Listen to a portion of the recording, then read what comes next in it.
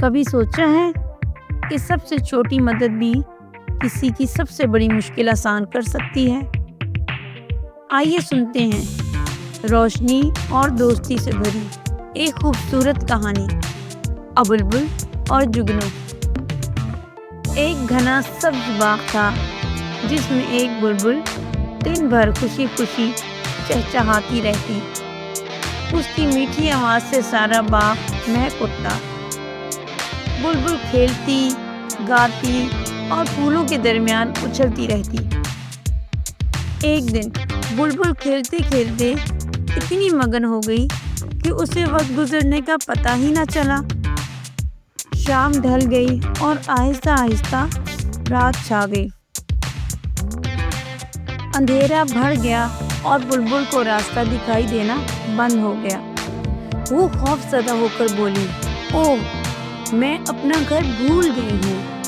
اتنے اندھیرے میں کیسے پہنچوں گی؟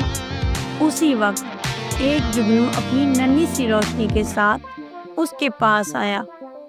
جگنو نے مسکرا کر کہا، دوست، گھبراؤ نہیں، میں تمہیں گھر پہنچا دیتا ہوں۔ میری روشنی چھوٹی ہے لیکن راستہ دکھانے کے لیے کافی ہے۔ بلبل خوش ہو گئی اور جگنو کے پیچھے پیچھے چلنے لگی۔ جگنو اپنی روشنی چلاتا رہا اور بلبل کو اندھیرے باغ میں سے محفوظ راستے سے لے گیا۔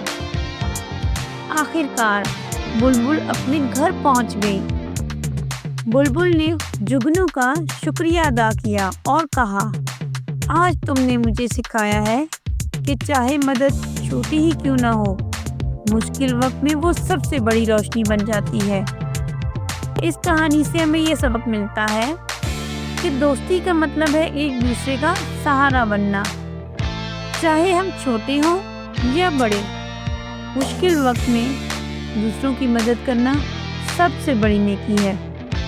آپ کی ایک لائک اور سبسکرائب ہمارے لیے بہت قیمتی ہے۔ اگر آپ کو یہ کہانی پسند آئی تو ویڈیو کو لائک کریں، اپنے دوستوں کے ساتھ شیئر کریں اور مزید دلچسپ کہانیوں کے لیے ہمارا چینل سبسکرائب کرنا مت بھولیں۔